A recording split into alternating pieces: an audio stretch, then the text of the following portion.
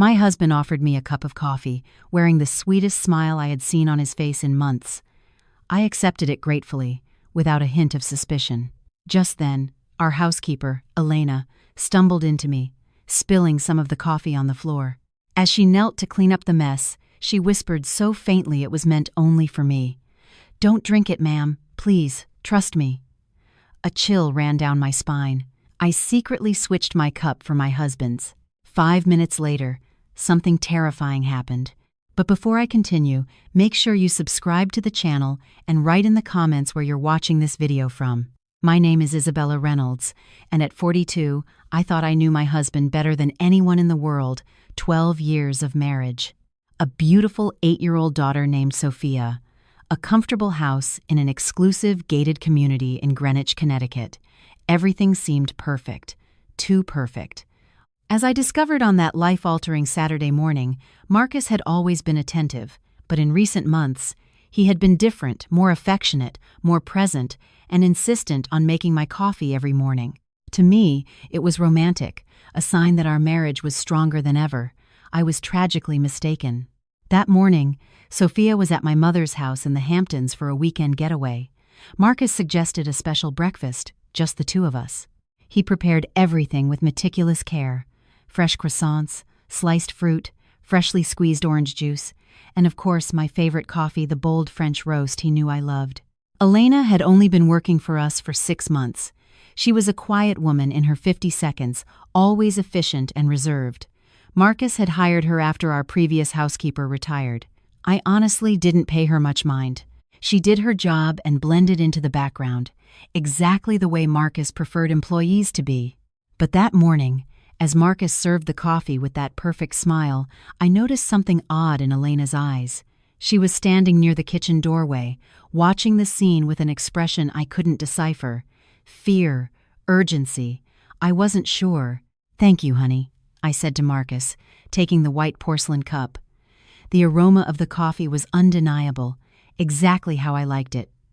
I raised the cup to my lips, ready to take a sip. That's when Elena moved, far too quickly for someone usually so deliberate. She crossed the dining room carrying a tray of polished silverware. She bumped into me with just enough force to knock the cup over, spilling the hot coffee all over my robe and the floor. "Oh my goodness!" I cried out, more from shock than pain. "Elena, what happened?" She immediately dropped to her knees with a handful of napkins, frantically dabbing at the marble floor. But when she looked up at me, her eyes were filled with an intensity that scared me. She moved closer, pretending to wipe at my robe, and whispered so low I could barely hear, "Do not drink the coffee, Mrs. Reynolds. Just trust me." My heart began to pound. The urgency in her voice left no doubt she wasn't joking. But what? Why? I looked at Marcus, who was standing with an expression of pure annoyance on his face. "Elena, for God's sake," he said, his voice sharper than necessary. "That was my grandmother's cup. Do you have any idea how much Isabella treasures those pieces?" "I'm so sorry, Sir Marcus," Elena replied, her head bowed. "It was an accident." My mind was racing 1,000 miles an hour. Elena's warning echoed in my head. "Don't drink the coffee. Trust me." Why would she say that? What was in the coffee? And why was Marcus so disproportionately angry over a simple broken cup when he was normally so calm? "It's okay," I said, trying to keep my voice steady despite the tremor I felt inside. "Accidents happen." Marcus was already pouring another cup from the French press on the table. His movements were precise, almost methodical, something I had always admired in him, his attention to detail. But now, watching him pour the dark liquid into a new cup, I felt a dread creep up my spine. "Here you go, honey," he said, handing me the cup with the same sweet smile. "Be careful you don't spill it again." I took the cup, my hands trembling. Elena was still on the floor, picking up the broken shards of porcelain, but our eyes met for a brief moment. There was a plea in her gaze, a silent request for me to believe her. My mind worked fast. If Elena was right, if there was something wrong with that coffee, I needed a plan. I couldn't just refuse to drink it in front of Marcus. He would get suspicious, and if he had really put something in it, I didn't want to imagine what might happen next. "You know," I said, forcing a smile, I'm absolutely starving. I'm going to have something to eat first. Do you want to split a croissant with some jam? Marcus hesitated for a fraction of a second before smiling. Of course, sweetheart. I'll get it for you. He stood up and walked to the kitchen counter. It was the opening I needed. In one swift motion, I picked up his cup, which was next to my plate, and switched it with mine. My heart was beating so loudly I was sure he could hear it. When Marcus returned with the pastry, I was holding his cup, as if it were my own. He didn't notice the swap. Why would he? After all, we were husband and wife. We trusted each other. Or so I thought. Thanks, honey, I said, taking the croissant he offered. I took a slow bite, watching him over the rim of the cup that was now in front of me, his cup, which was supposed to be mine. Marcus picked up his cup, which was actually mine, and took a long drink. I could barely breathe, watching his every move. If Elena was wrong, if I had made the switch for nothing, Marcus would think I was losing my mind. But if she was right, the first 2 minutes were torture. Marcus continued eating normally, commenting on how nice it was to have this time together. I responded automatically, my eyes glued to him, searching for any sign that something was wrong. In the 3rd minute, I noticed it. His hand trembled slightly as he reached for another piece of the croissant. He blinked several times, as if he was having trouble focusing. "Are you okay?" I asked, my voice an octave higher than intended. "I'm fine," he answered, but his voice was off, slightly slurred. "Just a little dizzy." Elena was still in the dining room, now pretending to straighten books on a shelf. I saw her turn her head slightly, watching Marcus intently. By the 4th minute, Marcus put a hand to his forehead. "Isabella, I don't feel well." His face was pale. Beads of sweat began to form on his brow. He tried to stand up, but his legs buckled. "Marcus!" I screamed, jumping from my chair and rushing to his side. That's when it happened. His eyes rolled back in his head, and his entire body began to convulse. He fell from the chair, hitting the floor with a heavy thud. His arms and legs jerked violently. Foam started to form at the corner of his mouth. I froze, my brain unable to process what I was seeing. My husband, the man I had spent 12 years with, was on the floor, seizing, and I knew with absolute, terrifying certainty that the coffee had been meant for me. Elena rushed to the phone. "I'm calling 911, but as she dialed, she turned to me, and our eyes met. In that look, I saw the confirmation. She knew. Somehow, Elena knew exactly what Marcus had planned to do to me. The ambulance arrived with startling speed, but to me, it felt like an eternity. I remained kneeling beside Marcus, watching his body shake uncontrollably, not knowing if I should help him or run away. This man had tried to kill me. The man who had sworn to love and protect me had put poison in my coffee. The paramedics took him to Greenwich Hospital. I followed in the ambulance, sitting in silence as they worked to keep Marcus alive. My mind was a blank slate, unable to process the gravity of what had happened. Elena insisted on coming with us. She said nothing on the ride, but her presence was, in a strange way, a comfort. This woman I barely knew had just saved my life. At the hospital, Marcus was taken straight to the emergency room. I was led to a cold waiting room with white walls and the smell of disinfectant. Elena sat beside me, her hands clasped in her lap. "Mrs. Reynolds," she said softly after several minutes of silence, "there are things I need to tell you, things I should have told you weeks ago." I turned to face her. "How did you know?" "About the coffee." Elena took a deep breath, as if bracing herself for a confession. "I saw him put something in your coffee. This wasn't the first time." My chest tightened. "What do you mean, it wasn't the first time?" "For almost a month, Sir Marcus has been putting something in your coffee every morning. But it was always just a little bit, almost unnoticeable. Today he put in much more. I knew this time it was meant to be fatal." The implications of her words hit me like a truck. A month. Marcus had been slowly poisoning me for a month. Suddenly, everything made sense. The constant headaches I had been experiencing, the morning nausea I had blamed on work stress, the inexplicable fatigue that had me sleeping for hours during the day. "Why didn't you tell me sooner?" My voice came out as an accusation. Elena looked down. "I was scared. Scared you wouldn't believe me. Scared Sir Marcus would find out. He threatened to fire me a few times when he noticed me watching him too closely. I needed proof before I could speak. And do you have proof? She nodded slowly and reached into her handbag. I've been taking pictures of him preparing your coffee. And there's more. I found some documents in his office. My heart hammered against my ribs. What kind of documents? Before Elena could answer, a doctor appeared in the doorway. He was a middle-aged man with glasses and a serious expression. Mrs. Reynolds? I'm Dr. Ramirez. May I speak with you in private? I glanced at Elena, who immediately stood up. I'll wait right out here, Mrs. Reynolds. When we were alone, Doctor. Ramirez sat in the chair next to me. Your husband is stable, but he's in critical condition. We've managed to control the seizures, but initial tests show an extremely high level of arsenic in his system. Arsenic. The word echoed in my mind like a death knell. Arsenic. I repeated in a whisper. Yes. A dose that could have easily been fatal if we hadn't acted so quickly. Mrs. Reynolds, I have to ask. Do you have any idea how your husband might have ingested arsenic? Could I lie? Pretend I knew nothing? Give myself time to process everything, but the words came out before I could think. That coffee was meant for me. Dr. Ramirez looked at me with a mixture of shock and understanding. What do you mean? I told him everything. About how Marcus had prepared the coffee specifically for me, about Elena's warning, about the switching of the cups. The doctor listened in silence, occasionally taking notes. Mrs. Reynolds, he said when I had finished, this is extremely serious. I'm required to notify the district attorney's office.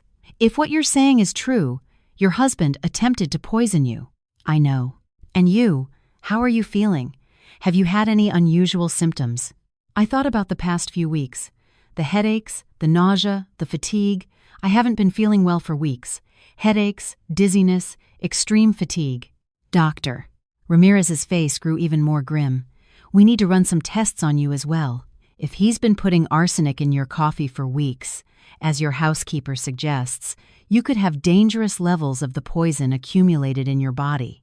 The reality of his words took a few seconds to sink in. Marcus hadn't just tried to kill me that morning. He had been killing me slowly, day by day, cup by cup, smile by smile. I was taken for a series of blood tests. As the nurse drew vial after vial, I tried to process it all. 12 years of marriage, a child we both adored, a life that seemed perfect. It had all been a lie. I thought of Sophia, my little girl with her curly hair and wide smile. She was at my mother's house, blissfully unaware that her father was in a hospital bed because he had tried to murder her mother. How would I ever explain this to her?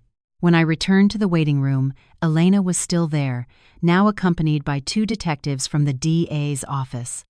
One was a tall man in his 52s with graying hair and a weary expression. The other was a younger woman, perhaps in her early 42s, with sharp eyes that seemed to miss nothing. Mrs. Reynolds, the male detective, stood as he saw me. I'm Detective Miller, and this is Detective Santiago. The hospital informed us of the situation. Could we have a word? For the next hour, we talked in a private room where I recounted the story all over again. Elena showed the detectives the photos she had taken of Marcus preparing my coffee, images that clearly showed him adding something from a small, unlabeled bottle to the dark liquid. When were these photos taken? Detective Santiago asked. Over the last 3 weeks, Elena replied. I started documenting everything when I noticed the pattern. And the documents you mentioned? Detective Miller asked. The ones you found in his office. Elena hesitated, looking at me as if for permission. I nodded, unable to speak. She retrieved a thick envelope from her bag. I found this hidden in a locked drawer in his desk. I got the key while he was in the shower. Detective Santiago opened the envelope and began to examine the contents. Her expression grew progressively darker as she read. Mrs. Reynolds, she said finally, your husband took out a $5 million life insurance policy in your name 6 months ago. He is the sole beneficiary. The room spun around me. Marcus had put a price on my head. $5 million. There's more, Santiago continued. There are documents here showing he transferred large sums of money from your joint accounts into his own personal accounts. Over $2.5 million in the last 4 months. $2.5 million. Money I didn't even know was missing. Money he was stealing while he planned my murder. There is also, Miller added, looking through the papers, what appears to be a second, unsigned last will and testament, in which he leaves everything to a woman named Katerina Saunders. Do you know that name? Katerina Saunders. The name sounded vaguely familiar, but I couldn't place it. She works in Sir Marcus's office, Elena said softly. She comes to the house sometimes to drop off documents. Always so polite. Betrayal upon betrayal. Not just the attempted murder, but the stolen money, the fraudulent life insurance, the other woman. How many lies could fit into 12 years of marriage? We're going to need a search warrant for your house, Detective Santiago said, and we'll be investigating your husband as soon as he's stable enough. For now, there's an officer posted outside his room. He's not going anywhere. When the detectives finally left, I was alone with Elena in the waiting room. The silence between us was heavy, filled with unasked questions and hard truths to face. Elena, I said finally, thank you. You saved my life. She shook her head. I should have spoken up sooner, Mrs. Reynolds. Every time I watched you drink that coffee, every time I saw you getting weaker and sicker and did nothing, you were scared. I understand. But in the end, you did the right thing.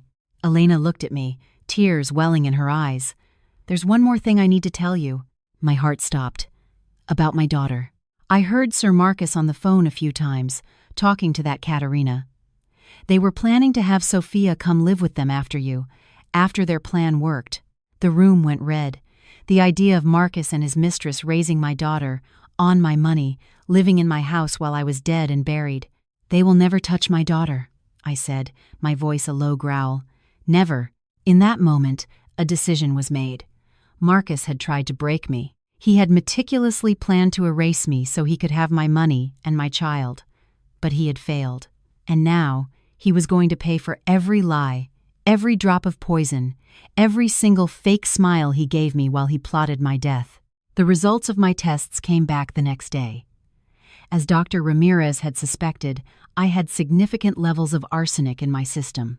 Not enough to be immediately fatal, but enough to explain every symptom I had been experiencing. If Marcus had continued his slow poisoning for a few more weeks, even without the lethal dose that morning, I likely would have died from multiple organ failure. I began chelation therapy immediately, a painful and exhausting process required to purge the poison from my body. Meanwhile, the police investigation deepened, uncovering a web of lies and meticulous planning. Investigators searched the house and found the bottle of arsenic hidden in a false bottom of a drawer in Marcus's office, disguised as a vitamin supplement. They also found a second laptop hidden in his walk-in closet, which contained months of email exchanges between him and Katerina Saunders. When Detective Santiago showed me some of those emails, I felt like I was reading about a stranger's life. This couldn't be my husband writing these things about me. She's getting weaker every day. One email from 3 weeks ago read, "She can barely get out of bed on the weekends anymore. It won't be long now, my love. I can hardly wait for her to be gone." Katerina had replied, "We're going to be so happy. You, me, and Sophia will be the perfect family." The perfect family. They wanted to steal my life. Literally. My husband, my child, my house, my money. All of it was planned with a coldness that made me sick. Marcus remained in the hospital for a week before being transferred to jail. He survived, though doctors said he would have permanent damage to his kidneys and liver. Poetic justice, I thought. He tried to poison me slowly, and now his own body was being poisoned from within. Throughout this time, I kept Sophia away from it all. My mother kept her at her house in the Hamptons, making up an excuse about a sudden work trip for me. Sophia was only 8. She didn't need to know yet that her father was a monster, but I knew the day would come when I would have to tell her, and that conversation haunted my nights. Elena continued to live with us, though I insisted she no longer needed to work as a housekeeper. She had become something like a friend, an ally in this nightmare. She knew the truth. She had seen it all, and her presence was strangely comforting. It was Elena who told me more about Katerina Saunders. She had done some of her own digging, discovering that Katerina had been Marcus's executive secretary for 2 years. Their affair began 6 months ago, exactly when Marcus took out the life insurance policy on me. "She's 28, Elena told me one evening as we shared a cup of tea in the kitchen. It was strange how my life had changed. Elena used to serve the coffee. Now we sat together as equals, bonded by trauma. 28, I repeated. I was 42. Of course, Marcus would choose someone younger, and she has debts. A lot of them. Credit cards, personal loans. The police believe money was one of her motivations. It always came back to money. Marcus and Katerina didn't just want me dead. They wanted my wealth, the $5 million from the life insurance, plus the assets in my name and Marcus's share of the company we ran. I did the math in my head. They stood to gain over $25 million if the plan had succeeded. $25 million. That was my market value, the price of my life. The police arrested Katerina a week after Marcus was taken to jail. I was there when it happened, sitting in an observation room with a one-way mirror, watching as the detectives interviewed her. She was beautiful, I had to admit. Fair-skinned, with a delicate nose and long, chocolate-colored hair. Exactly the type of woman Marcus always admired in movies and magazines. Exactly my opposite, with my short brown hair and a body that never quite bounced back after having Sophia. I didn't know he was going to poison her, Katerina said, crocodile tears streaming down her perfectly made-up face. He told me Isabella was sick, that she didn't have long to live. I never would have imagined. Lies. Every word out of her mouth was a lie. The emails proved she knew exactly what Marcus was doing. She had even at one point suggested he increase the dosage, saying the sooner, the better. "Miss Saunders," Detective Santiago said, her voice cold and professional, "we have emails from you discussing the poisoning in detail. We have messages where you congratulate Marcus on taking another step. We have enough to convict you of conspiracy to commit murder." Katerina's face went pale. "He made me. Marcus threatened me. He said he would fire me, ruin my reputation, if I didn't help him." More lies. The tears were convincing, I'll admit, but I knew the truth. She was no victim. She was an accomplice, just as guilty as Marcus. After the interrogation was over and Katerina was led to a holding cell, Detective Santiago came to speak with me. "How are you holding up?" she asked, her voice softer than I expected. "Honestly, I don't know. Half of me still can't believe this is happening. The other half wants—" I stopped, not knowing how to articulate the rage boiling inside me. "Revenge," Santiago suggested. "Justice," I corrected. "I want them to pay for everything they did. Not just to me, but to Sophia. She will grow up without a father because of his choices. She will have to live with the fact that her father tried to kill her mother. How do you ever get over that?" Santiago placed a hand on my shoulder. "Kids are more resilient than we think, and she has you. You're strong, Isabella. Stronger than you know." I didn't feel strong. I felt broken, betrayed, and violated in ways that went beyond the physical. Marcus hadn't just tried to take my life. He had tried to take my dignity, my autonomy, my ability to trust. And in a way, in that, he had succeeded. But something else was growing inside me too. It wasn't just anger, though there was plenty of that. It was determination. Marcus and Katerina had underestimated me. They thought I would be an easy victim, a naive wife who would suspect nothing. They were wrong. In the following days, I began to piece my life back together. First, I changed every password on every account. I hired a lawyer specializing in family law to begin the divorce proceedings. I hired a forensic accountant to determine just how much money Marcus had stolen from our joint accounts. The final tally was staggering, nearly $4 million.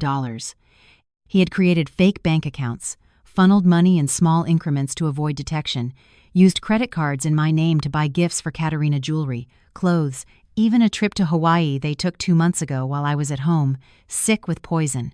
My lawyer assured me we would get it all back in the divorce settlement, but it wasn't about the money. It was about the principle. Marcus had robbed me in every way possible, and I would make sure he paid for every single cent. The trial preparations consumed my days. The D. A's office was building an ironclad case against Marcus and Katerina, attempted murder, fraud, grand larceny. Elena would be a key witness, as would the emails, the photos, the bank records. But the most damning piece of evidence was Marcus himself. When he was finally interrogated after recovering enough to speak, he tried to claim it was all Katerina's idea, that she had manipulated him, seduced him, and convinced him that I was an obstacle to their happiness. The prosecutors didn't buy it. The emails clearly showed Marcus was the mastermind. He was the one who researched the arsenic, purchased the poison, decided on the dosages. Katerina was a willing accomplice, yes, but Marcus was the architect of my murder. 3 months after that Saturday morning that changed everything, I finally brought Sophia home. She had been with my mother the whole time, shielded from the storm that had torn our family apart. But the time had come to tell her the truth, or at least a version of it she could understand. I sat with Sophia in her room, surrounded by her teddy bears and posters of her favorite princesses. She was only 8, but her brown eyes looked at me with a maturity that broke my heart. "Mommy, where's Daddy?" she asked, direct as always. "Grandma said he was traveling for work, but it's been a long time." I took a deep breath. There was no easy way to do this. "Sweetheart, we need to talk about something serious. Your daddy, he did some very bad things. Things that hurt Mommy." Her eyes widened. "He hurt you?" "No, sweetie. It was worse than that. He tried." My voice broke. "How do you tell an 8-year-old that her father tried to kill her mother? He tried to hurt me in a way that might have taken me away from you forever." I saw the moment she understood.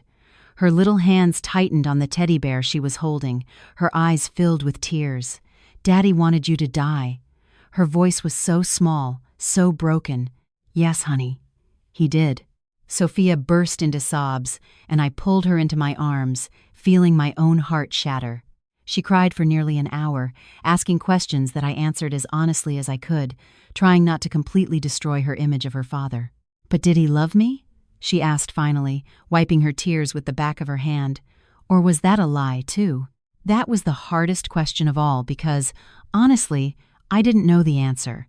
Marcus had been a loving father during Sophia's early years. He took her to the park, read her bedtime stories, celebrated every achievement. But was that real, or just part of a carefully constructed facade? "I think he loved you in the only way he knew how," I said, finally. "But sometimes people make bad choices, very bad choices, and sometimes those choices change who they are." It wasn't a complete answer, but it was the best I had. In the days that followed, I watched Sophia process it all. She had nightmares, waking up crying in the middle of the night. She clung to me with an intensity she had never shown before. I hired a child psychologist who specialized in trauma, and Sophia began weekly sessions. Elena remained a constant presence in our lives. She became more than a housekeeper or even a friend. She was family now, Sophia's chosen aunt, the person who had saved Mommy's life. Sophia adored her, and Elena returned that affection with a tenderness that reminded me there was still good in the world. The trial was set for 2 months away. My lawyer prepped me for my testimony, making me recount every detail of that morning over and over until I could tell the story without breaking down. It was torture, but it was necessary. During that time, I also discovered more about Marcus and Katerina's story. The investigation revealed they had rented an apartment together 6 months ago, using money Marcus had stolen from me. They had been living a complete parallel life, with social media photos on private profiles, romantic dinners, even shared holidays while I was at home, growing sicker. The most twisted discovery was that Katerina had created a fake social media profile, pretending to be Sophia's mother. There were pictures of my daughter, pictures Marcus had taken, with captions like, "My little princess," and "I love being your mommy." She was rehearsing for the role of replacing me while I was still alive. When I showed this to Detective Santiago, she shook her head in disgust. "This shows clear premeditation," she said. "They weren't just planning to kill you. They were planning to steal your entire life." The layers of betrayal never ended. Every day brought a new revelation, a new facet of Marcus and Katerina's conspiracy. I learned they had already picked out a new school for Sophia, an expensive private school where Katerina could show my daughter off as her own. I learned through the forensic accountant that Marcus had been embezzling money from our company for over a year before his affair with Katerina even started. He created fake suppliers, inflated expenses, and funneled the funds into offshore accounts. The total stolen from the company exceeded $10 million. I had to meet with the other partners of the company to explain the situation. It was humiliating to admit I hadn't noticed what my own husband was doing, but they were surprisingly understanding. They removed Marcus from all his positions and began legal proceedings to recover the stolen funds. The company Marcus and I had built together for over a decade was now mine alone. It should have been a moment of triumph, but all I felt was emptiness. Everything was tainted by his lies. One night, about a month before the trial, Elena found me crying in the kitchen. It was late. Sophia was asleep, and I had spent the evening going over case documents with my lawyer. "Isabella," she said gently, sitting next to me. She had long since stopped calling me formally, but old habits remained. "Can I say something?" I wiped my tears. "Go ahead. You are the strongest woman I have ever known, not just for surviving this, but for how you are handling everything. Taking care of Sophia, rebuilding your life, staying strong when most women would have crumbled." "I don't feel strong," I confessed. "I feel shattered, like he took a part of me I can never get back." "He did," Elena agreed, "but not the part you think. He took your innocence, your ability to trust blindly. But that's not a bad thing, Isabella. Those were the parts that allowed him to hurt you. Without them, you are stronger, more protected." I thought about that. Elena was right. In a way, I would never again be the woman who accepted a cup of coffee from her husband without question. I would never again assume that love meant blind trust. Marcus had taken my naivete, but maybe that wasn't a loss at all. "How did you know?" I asked Elena. "What first made you suspicious of him?" Elena thought for a moment. "Little things at first. The way he would look at you when he thought no one was watching. Not with love, but something colder, calculating. And then I noticed the patterns. Every time you drank his coffee, you got sick. Every time you traveled and didn't drink his coffee, you got better. It wasn't hard to connect the dots." "Why didn't you just leave?" I asked. "You could have just quit, walked away from this situation." "I thought about it," she admitted.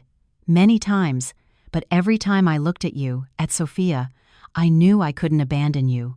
Someone had to protect you, and I was the only one who knew the truth." "You risked your life," I said. "If Marcus had found out you knew, who knows what he would have done?" Elena shrugged. "Some things are worth the risk. Besides, you were kind to me when I needed it. When my son got sick 2 years ago and I had to miss weeks of work, you paid my full salary and even helped with the hospital bills. You treated me like a human being, not just a housekeeper. I owed you that." I had forgotten about that incident. Elena's son had had a severe case of pneumonia and needed to be hospitalized. It had seemed natural to me to help. She worked for us. She was our responsibility. But for Elena, that act had meant something deeper. It had created a loyalty that drove her to risk everything to save me. "Still," I said, "I owe you my life. I'll never forget that." We sat in a comfortable silence for a few minutes. Two women brought together by extraordinary circumstances, forging a bond that went far beyond employer and employee. "What will you do after the trial?" Elena asked finally. That was a question I had been avoiding. "Honestly, I don't know. Rebuild, I guess. Focus on Sophia. Make sure the company thrives. But beyond that," I shook my head. "I can't see the future right now. Everything feels so uncertain." "The future is always uncertain," Elena said with quiet wisdom. "But at least now, you know you can survive the unexpected. You can survive the worst that life has to offer." She was right. I had survived an assassination attempt by my own husband. I had uncovered betrayal on every front. I had been poisoned, robbed, and deceived, and I was still here, still fighting, still standing. That had to count for something. That night, for the first time in months, I slept without nightmares. There was still the trial to face. There was still Sophia to care for. There was still a life to rebuild. But for the first time since that Saturday morning, I felt a flicker of hope. Small, fragile, but real. The trial began on a cold morning in October. The courtroom was packed, reporters, onlookers, a few colleagues from the company who had come to show their support.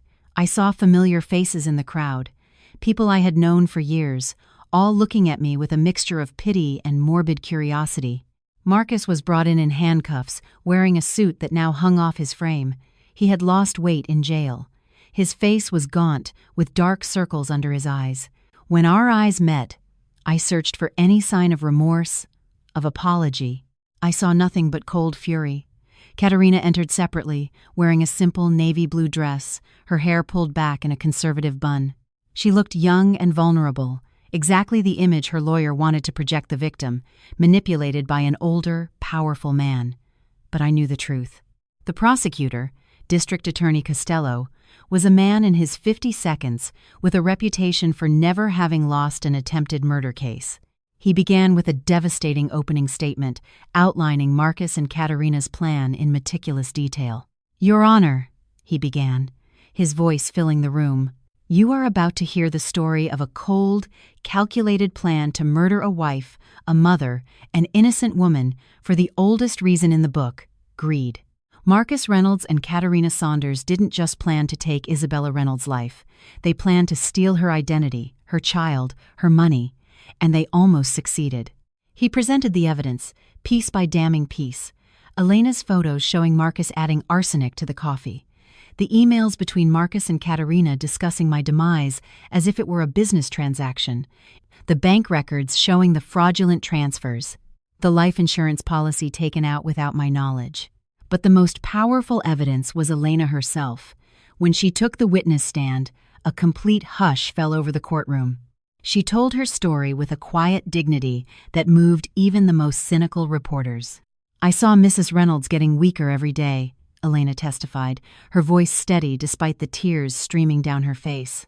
"She had terrible headaches, constant nausea, a fatigue that left her in bed for hours, and I knew what was causing it.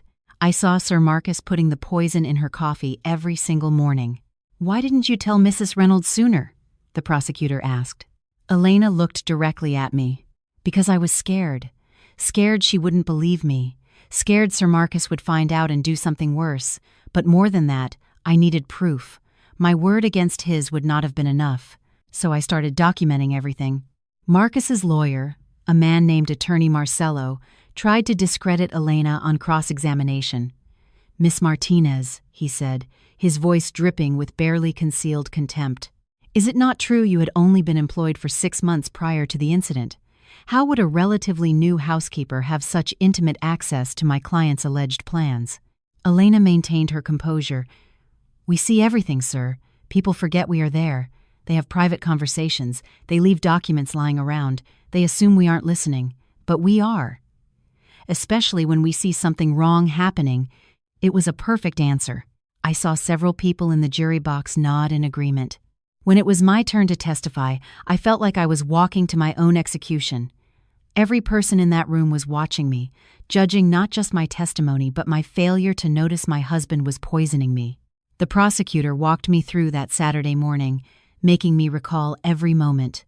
I described the coffee Marcus had prepared with such care, Elena's whispered warning, the split-second decision to switch the cups. And then, Marcus's seizure, the chaos that followed, the horrifying realization that he had tried to kill me. "What did you feel in that moment?" the prosecutor asked.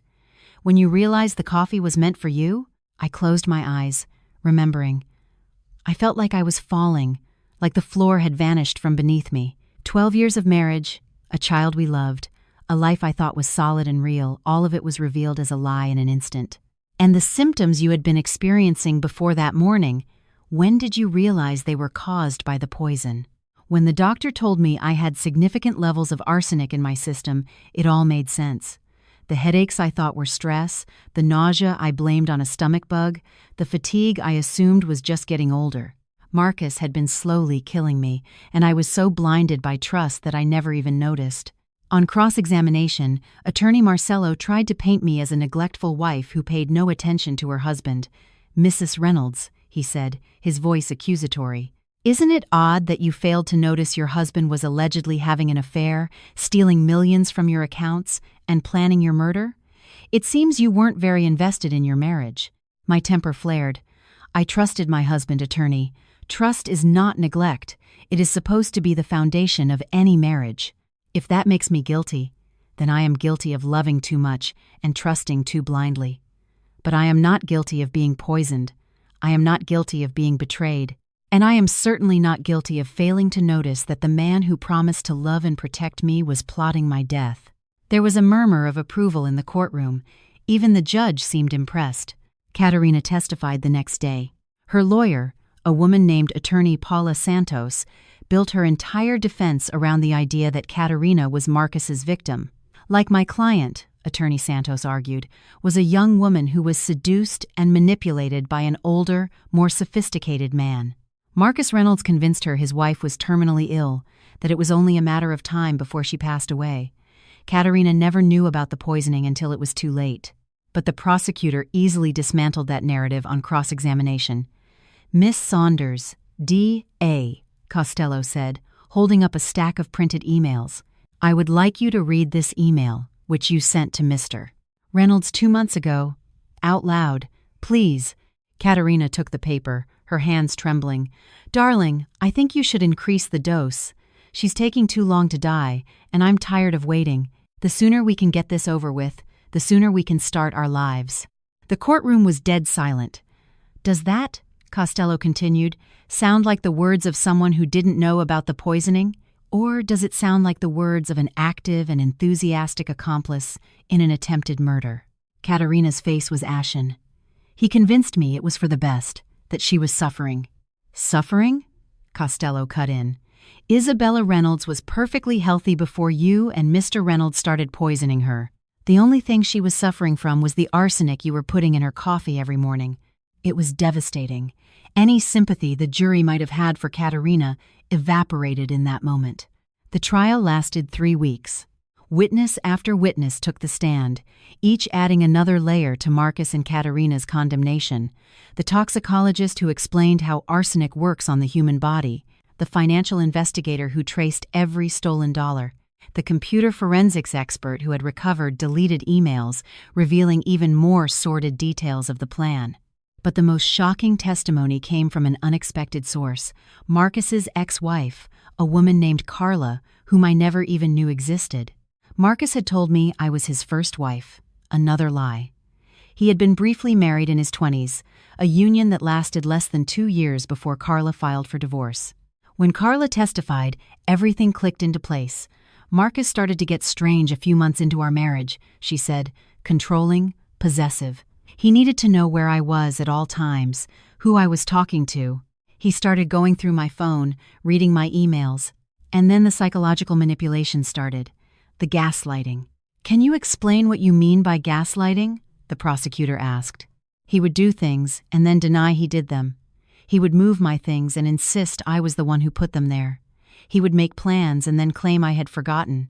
He wanted me to think I was going crazy. And it worked." I started to doubt my own sanity.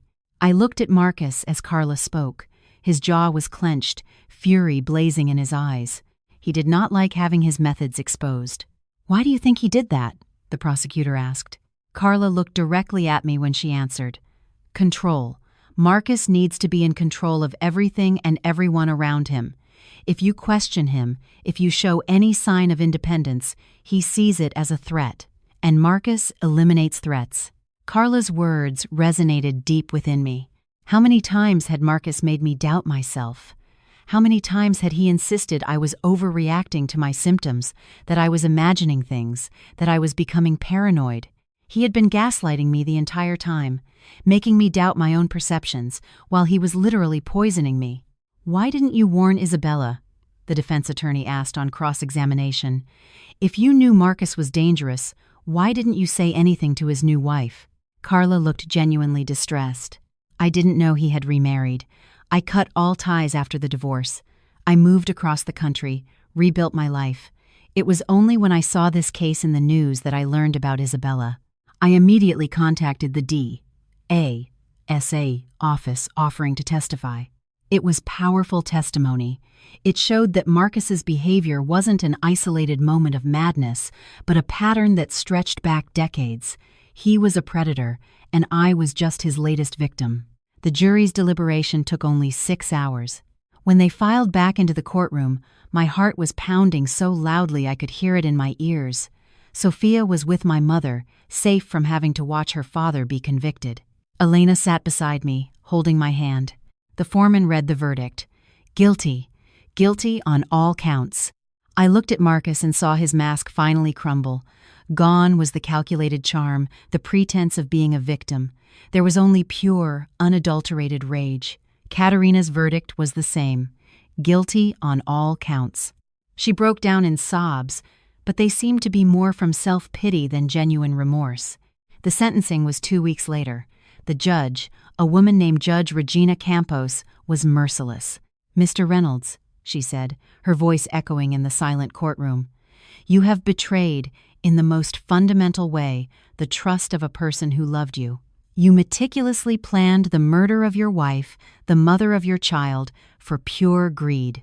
And you did so in a particularly cruel fashion, slowly poisoning her over a period of weeks, causing prolonged suffering. For these crimes, I sentence you to 30 years in prison, with no possibility of parole for the first 15 years. 30 years. Marcus would be over 70 when he got out, if he ever got out. Katerina received 20 years, with the possibility of parole after 10. Younger, less culpable in the eyes of the law, but just as broken. When it was all over, when Marcus and Katerina were led away in handcuffs, I felt nothing. I had expected to feel triumph, relief, maybe even joy, but all I felt was a profound emptiness. Justice had been served, but it didn't give me back the 12 years I had lost to a marriage based on lies. It didn't erase the fact that my daughter would grow up without a father. It didn't heal the wound of betrayal that continued to bleed inside me. Elena walked me out to the car. "How are you?" she asked. "Empty," I admitted. "I thought I would feel better once this was all over, but I don't." "Justice doesn't heal wounds," Elena said wisely. "It just makes sure the guilty pay.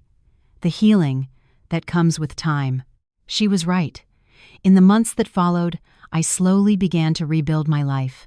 I focused on Sophia. Her therapy sessions were helping, but she still had difficult moments, nights she woke up crying, days she clung to me, terrified I might disappear too. "Mommy," she asked one evening, months after the trial, "do you still love Daddy?" It was a difficult question. How do you explain to a child that love and hate can coexist, that you can miss a person and despise them at the same time? "I loved the man I thought your daddy was," I answered carefully. "The daddy who played with you, read you bedtime stories, and made us laugh.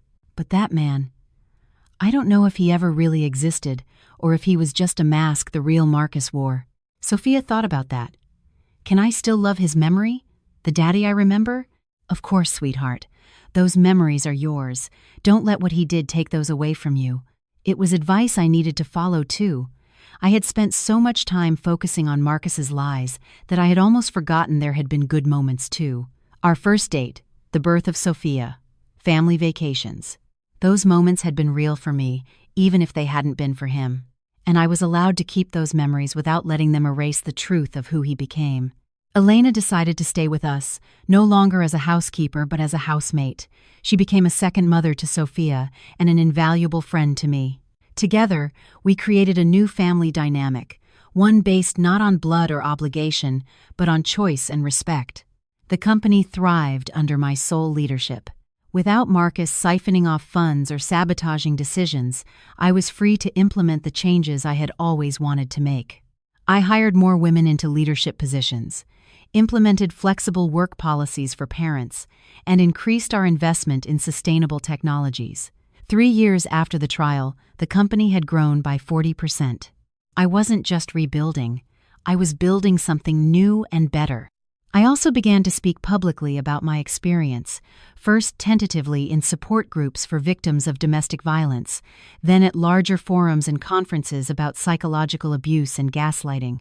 Every time I told my story, I saw recognition in the eyes of other women.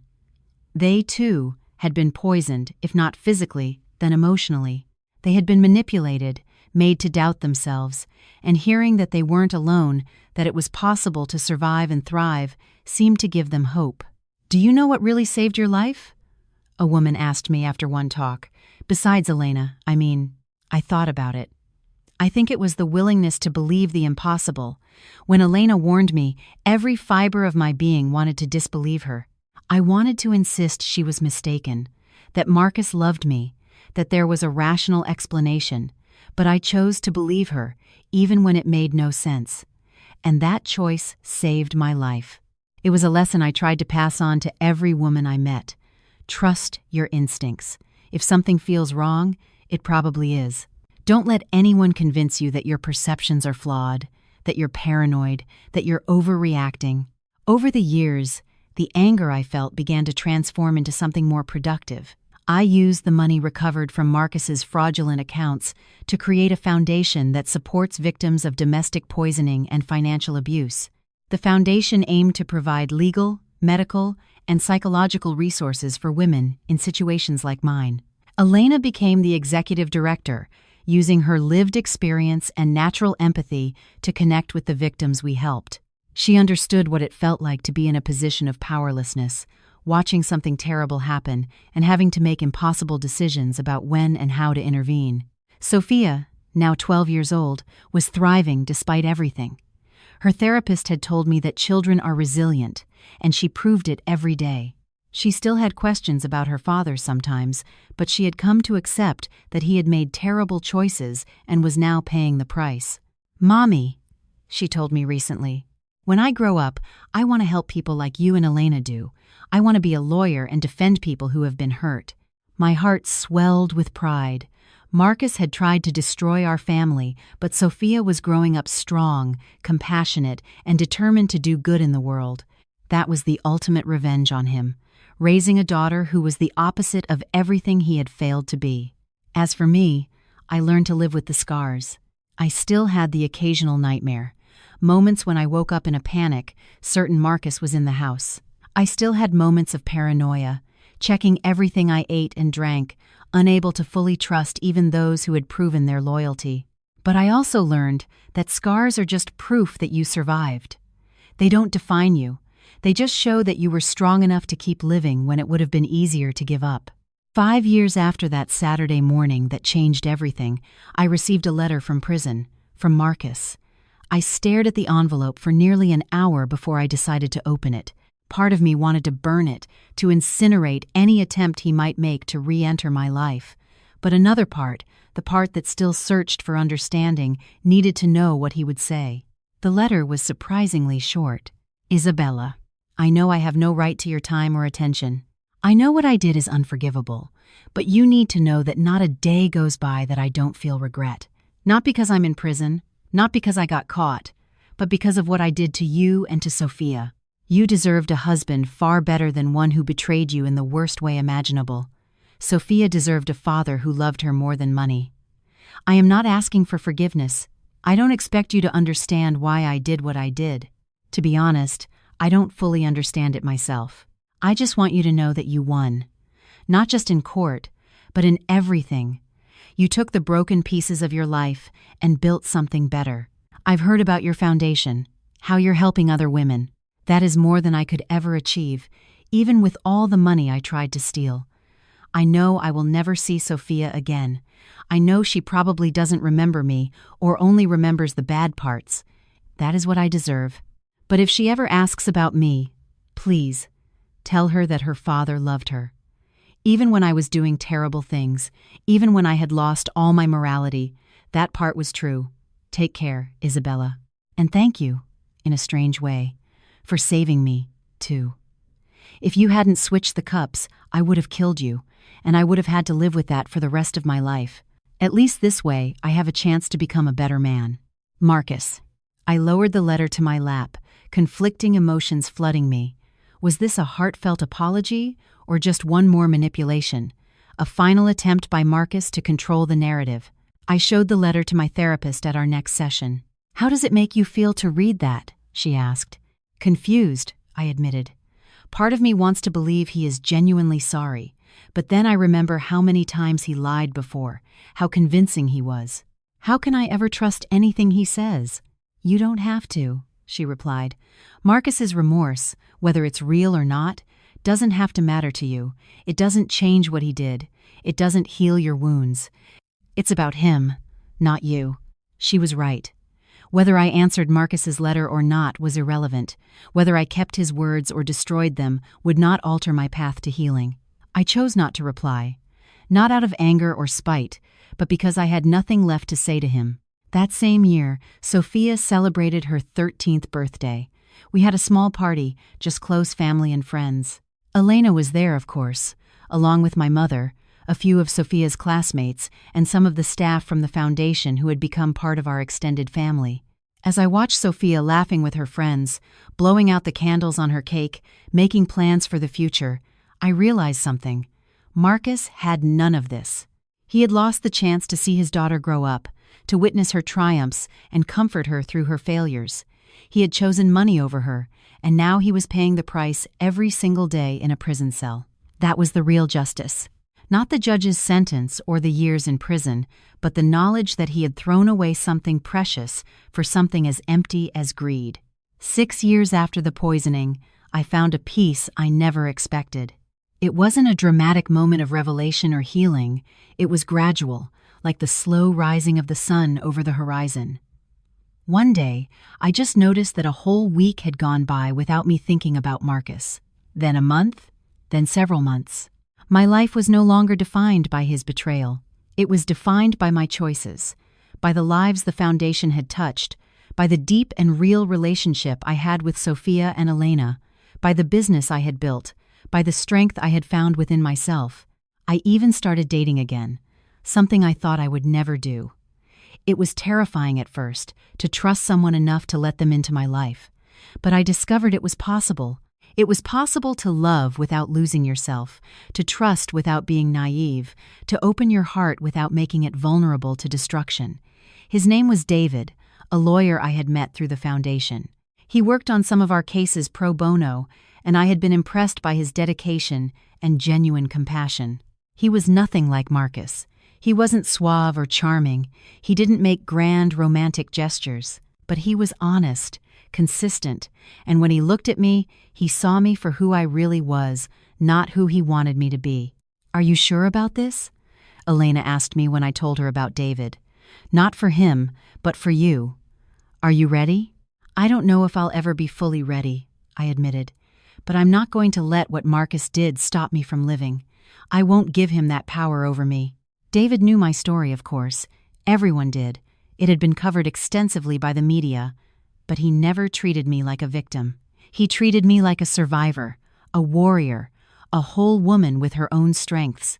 Our relationship developed slowly, carefully, with no rush, no pressure, just two broken people learning to trust again. He had his own scars, too, from a previous marriage that had ended badly. Sophia liked him immediately, which was surprising given how protective she had become of me. But David had a gift with children, treating them like real people with valid opinions. He asked Sophia about her interests and genuinely listened to her answers. He never tried to be a replacement for the father she had lost. "Mommy," Sophia told me one night after David had come over for dinner, "You look happy when you're with him." "I am happy," I replied, realizing it was true. "He makes me happy." "Did Daddy make you happy back then?" It was a heavy question. "Yes," I answered honestly, or at least I thought I was happy, but now I realize that much of the happiness I felt was based on a lie. The happiness I feel with David is different. It's more solid, more real. Sophia nodded thoughtfully. "That's good. You deserve to be real happy." 2 years after meeting David, he proposed. It was simple, no drama, exactly the way I wanted it. Just the two of us on a walk in the park where we had our first date. "Isabella," he said, stopping near a quiet pond, "I know you have every reason to be wary of marriage. I know your last husband betrayed your trust in the worst way imaginable. I can't promise I will never disappoint you, because we're human, and humans make mistakes.